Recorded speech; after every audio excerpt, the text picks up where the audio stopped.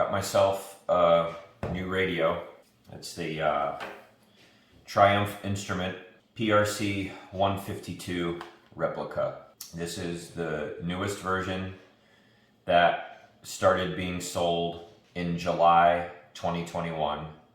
That comes with the KDU, which stands for Keypad Display Unit, which I'll talk about a little bit later. I'm just going to talk about the radio for the time being. This video is not going to really be anything super in-depth. It's just going to be kind of my initial thoughts. I've had it for about a week and messed with it around the house and stuff like that. My main thing with this is to show you guys that I got this radio, and I'm going to start learning about it and start posting videos about it for things like accessories, how it works, how to program it, its capabilities, testing out to see if the power actually holds up, to see if it's compatible with real 152 batteries, different push-to-talks, headsets, things like that. See how long the battery lasts before it needs to be charged. But also I wanted comments from you guys to let me know things that you would like to see in the videos as well, because I know that I looked for actually years on informations on the TRI and the TCI type radios, and there's a couple guys who post little things, but I like to kind of follow through even if it takes me a while and really get in depth with things. Got the radio here and I've programmed a couple things in by hand. It does come with like they do call it a quick operator's guide, and it is not the greatest, but it's enough so that if you already understand how to use a radio, say like a Baofeng radio, or you know you're a ham operator or something like that, it's enough to get you going. But it's like 10 pages on each side. One's in Chinese characters and one's in English characters. So there was a lot of just troubleshooting. I think I literally spent like 4 hours one night just pressing buttons, getting things all jacked up, resetting the settings and going back in. So I have one thing in here to show you that it works. Kilo, this is Charlie, radio check, over. Charlie, this is Kilo. I can hear you loud and clear. Over.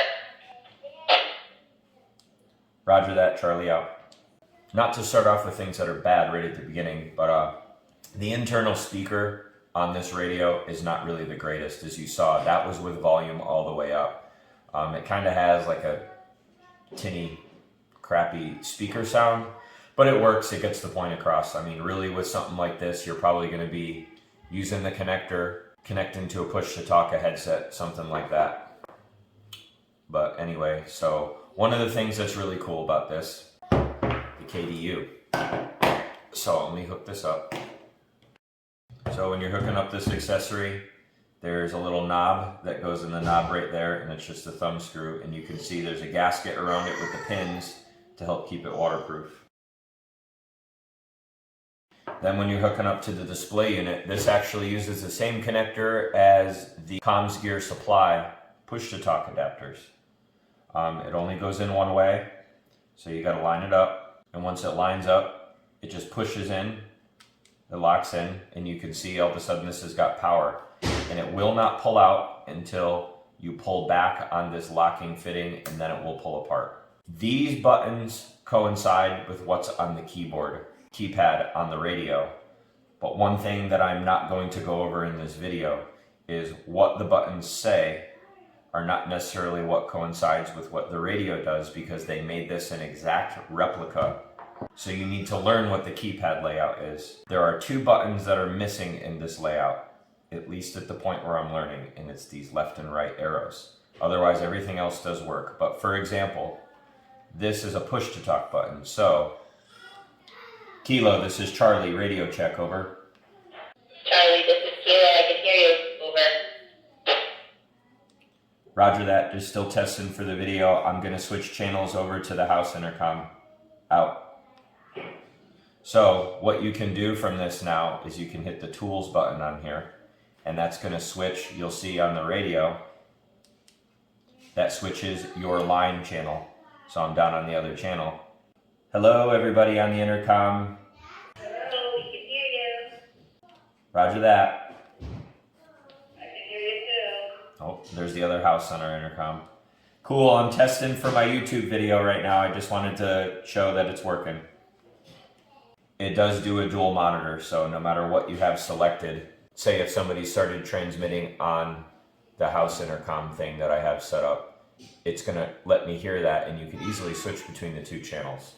That's that. I'm gonna do probably a whole separate video just on the keypad display unit. So to make things a little bit more simple, I'm gonna disconnect that and get it out of the way. I just wanted to show you that it works, and this is an awesome option because this is a big radio compared to like a Baofeng or something. You can kind of like tuck this in your pack or get it in your back or get it somewhere that's not as easily accessible, and then you can run this wire up to the front of your gear or something like that and be able to control everything on the radio. Just real quick, here's the box. There's nothing fancy with the box. It's a cardboard box. And then the KDU comes in this, kind of looks like a fake little mini Pelican case. Here's your battery charger. This knob up on top of the radio is what turns it on and off, even though on a real 152 this will select different channels and whatnot.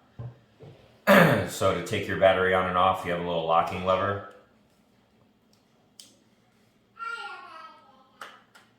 Rotate it, and you can see it's got gaskets and everything, which if you're familiar with a real 152, it's been a long time since I've used one, but this battery is very similar except for the fact that it doesn't have the ports at the bottom. I'm going to make a video to see if this radio is compatible, which it says it is, with the real 152 batteries, because that's a cheap option to get extra batteries. And then with the charger, it works the same way. There's a little tab you pull up, you rotate it, it locks in. You just push the little port in there, and then there's a LED indicator. So when this is plugged in, if it needs to be charged, this is red. Then when it's fully charged, it turns green. I don't know why this shows green when it's not plugged in. I guess that just means that it has some power in it, just to show you that the circuit is live. This charger is a little underwhelming. I would have also liked to seen with the cost of it, maybe a little something on here underneath that you could see the level of your battery.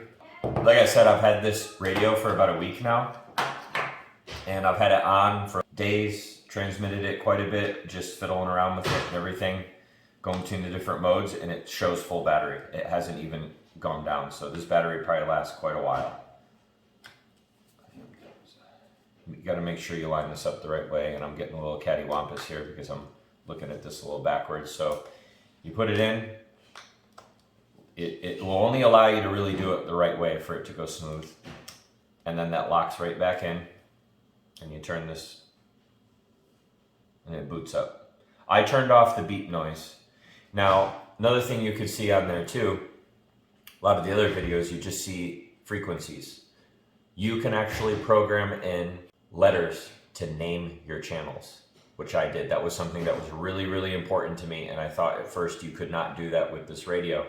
I will go over how to program all that stuff in a different video once I'm better at it, because I want to program repeaters, regular channels, and go over all that stuff a little bit more in depth, but not too in depth, because all the ham people out there are going to freak out about all the laws and stuff like that. The last thing I want to show you in this quick overview video, because it's already gone longer than I wanted, is here is a real military handset. These work with real military handsets. Some of the early models, they had a different pinout up here. So these just line up and lock in. Two things. Kilo, this is Charlie, radio check, over. You can see it keyed out. Charlie, this is Kilo. I can still hear you. Over. Roger, stand by. So it didn't come out of the earpiece. There's actually something in the menu. So in the options, speaker, spelled wrong, enter. It's on the inside speaker. Move it up to external speaker, enter. Now.